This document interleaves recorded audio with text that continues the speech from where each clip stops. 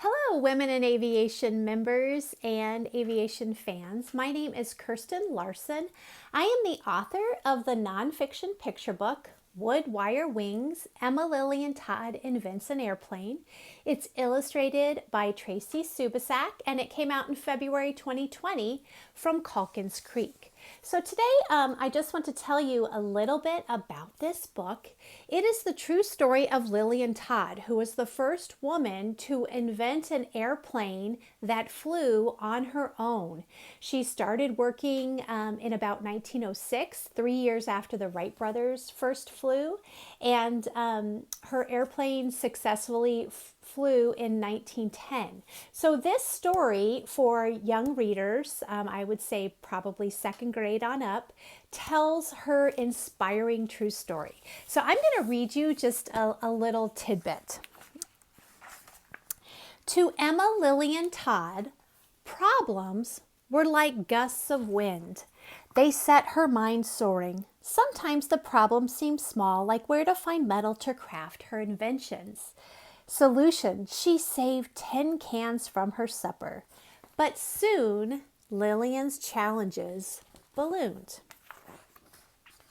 Lillian grew up in a time when it seemed like everyone was tinkering.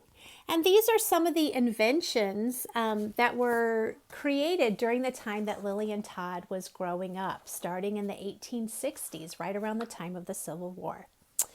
And then also, Lillian was influenced by her grandfather, who was also an inventor, and he invented his own carriage wheel. So one thing I like to share with folks is, look, an inventor doesn't get things right the first time. In fact, they often have to do many drafts of their invention and try things a number of different ways and test them out before they find the right way to do things.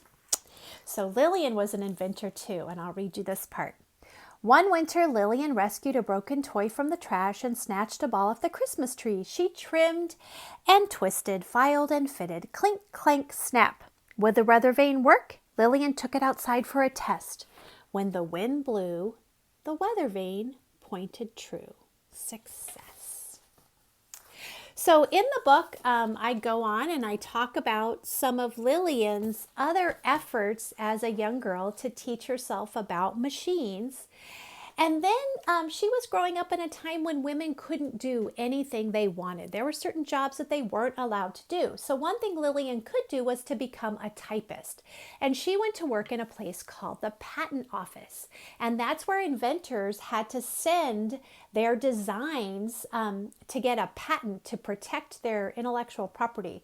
So she worked there, and while she was working, all these new inventions came across her desk, including people's ideas for how they might fly. Right? So she probably saw some of these early efforts, and she thought, this is something that I want to look into. So Lillian fixed her eyes on a new horizon, a future of flight.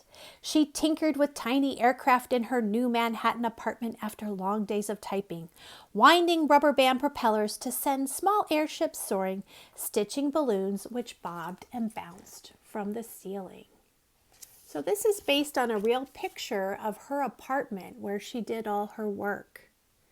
And you can see some of her early designs of how she thought things might fly.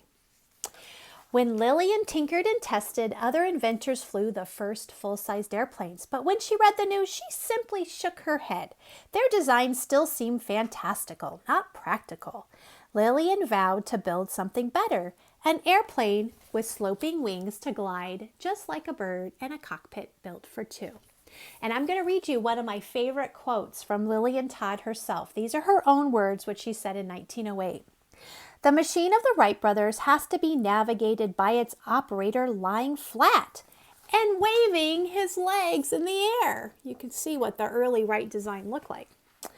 My machine will be operated by a woman, I hope, and she will swing in a basket below and balance it as automatically as does a person riding a bicycle.